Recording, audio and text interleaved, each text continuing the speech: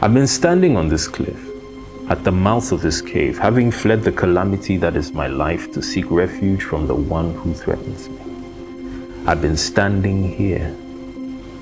And suddenly the wind blew great and strong against the mountain, and I knew it was you, but you did not answer. And the ground beneath me shook, and the rocks were split in two, and your mountain wobbled at the force of the shaking, but you did not answer. Then your fire fell out of the heavens and seared the sides of the mountain. It turned the stones into lava, and the ground grew hot beneath my feet. But still, you did not answer. Then I heard you whisper, "What are you doing here?"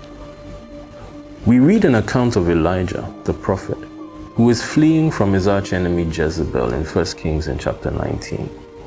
And it's a story that paints quite a sad picture, because the subject of the account, this great prophet of God, is shaken so strongly by the death threat that comes from the queen, the priestess of the cult of Baal. And he runs for his life into the wilderness, even to the mountain of God, genuinely believing that all is lost for him. But is it? My dear friends, often when we as God's children run into situations of hopelessness, we tend to think that God has completely abandoned us because we can no longer find his voice in the places we are seeking him. What Elijah experienced on that mountain was very close to a volcanic eruption. And in fact, he expected his God to thunder in vengeance for what Jezebel was plotting to do. We find that God was not in the noise of the wind or the tremor, nor the fire. He was a voice Elijah was really not expecting to hear, and his question was even more unexpected. What are you doing here? It's a simple enough question, yet it's one that's not as simple to answer. If I were to break it down, God was asking two things. Where are you, as in location? And what are you doing, as in action? Trouble will make us assume that God's plan all of a sudden failed because our focus was on ourselves the whole time, when we never stop to ask where we should be and what we should be doing, because we are often too consumed with our own emotions and our own desired outcomes and plans. What are you doing here? God's plan for us is more intricate and complete than we actually give him credit for, and we must be ready to surrender to it, no matter how impractical it may seem.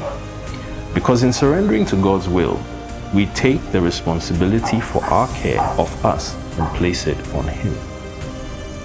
Proverbs 14:12 says, "There is a way that seemeth right unto a man, but the end thereof are the ways of death." We should be like David in saying, "Show me thy ways, O Lord. Teach me thy paths. Lead me in thy truths and teach me. For thou art the God of my salvation, and on thee I do wait all the day." Whenever we find ourselves in a place where we can't seem to get a response from God, maybe we should pause from our self-pity and complaining and ask ourselves, what are we doing here? What is God's plan for me? We may then just hear him whisper softly in our spirit the true way, his way. Please do like and follow, and feel free to share in the comments below.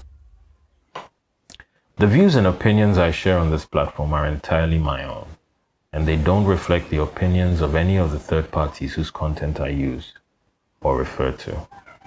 All rights remain with their respective owners.